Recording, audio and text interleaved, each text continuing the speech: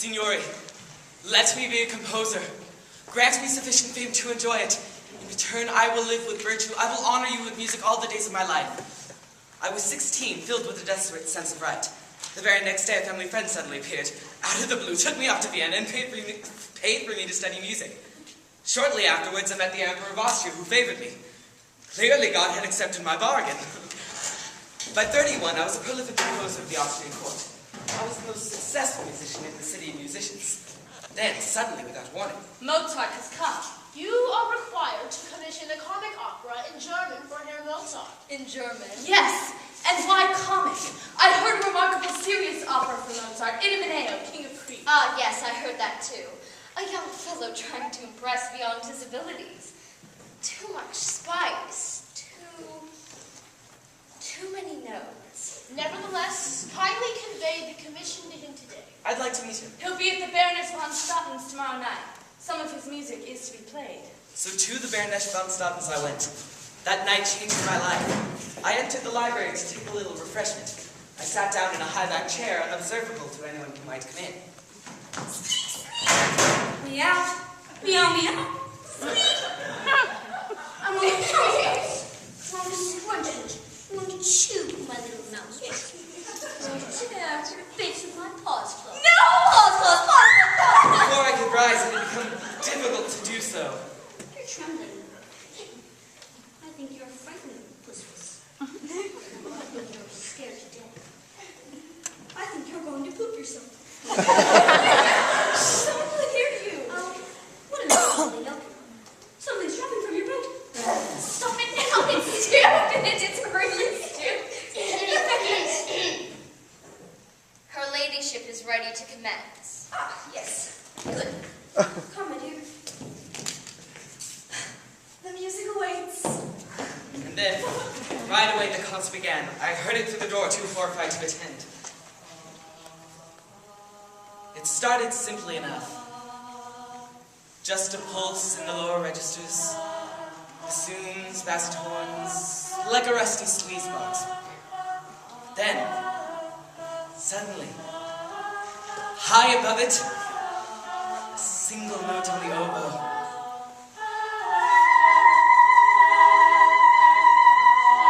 It hung there, unwavering, piercing me through till breath could hold it no longer. And a clarinet drew it out of me, sweetened it into a place of such light, it had me trembling.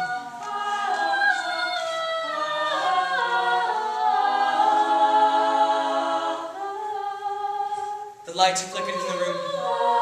My eyes clouded, the squeeze box groaned louder, and over it, the higher instruments wailed and warbled, throwing long lines of pain around and through me. Oh, the pain, pain as I had never known it. I called it to God. What is this pain? What does this mean in sound? Wonderful, well, yet fulfilling him hears it doubly. Is it your need? Can it be yours? I was suddenly frightened. It seemed to me I heard the voice of God, and it issued from a creature whose own voice I had also heard. And it was the voice of an obscene child. Why set such rubbish? Because I want to do a play about real people, Baron. I want life, not these boring legends. Herr Salieri's Danaeus was a legend, and I saw it.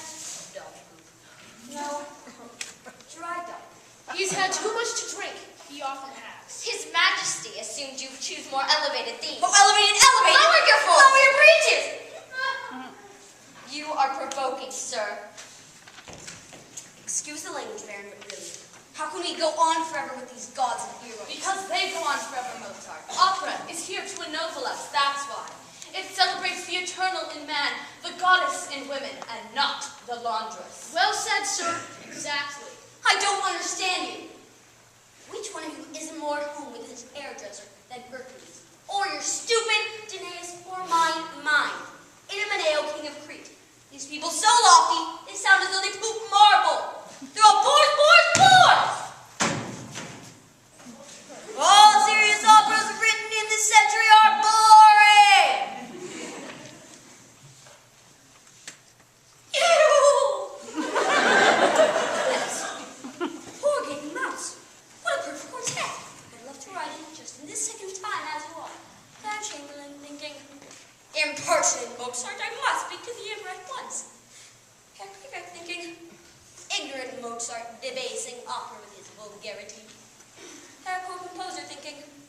German Mozart?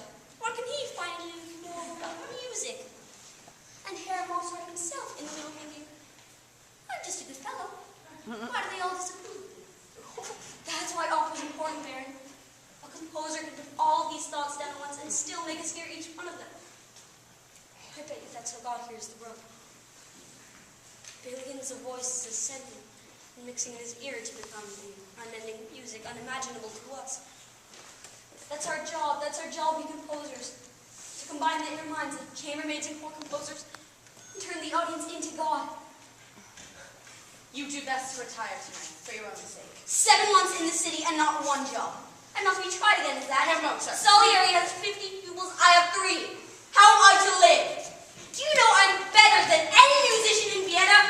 Do you? We're desperate, sir. We've no money and no prospects of any. He gives many public concerts. Yes, but they don't pay enough. He needs illustrious pupils. The Princess Elizabeth is looking for a tutor. One word from you and the post will be his. I brought you manuscripts for you to look at.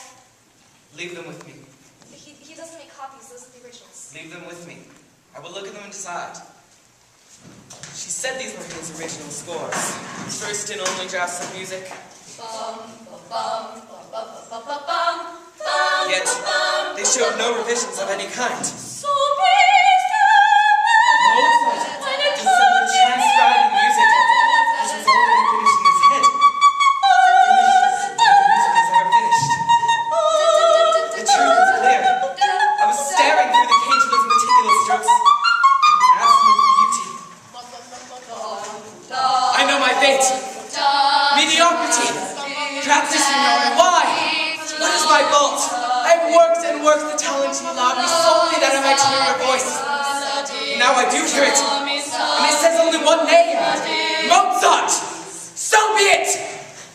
From this time, we are enemies, you and I. And this, I swear to my last breath, I shall block you and your instrument, Mozart, here on earth as far as I am able. What use, after all, is man, if not to teach God his lessons?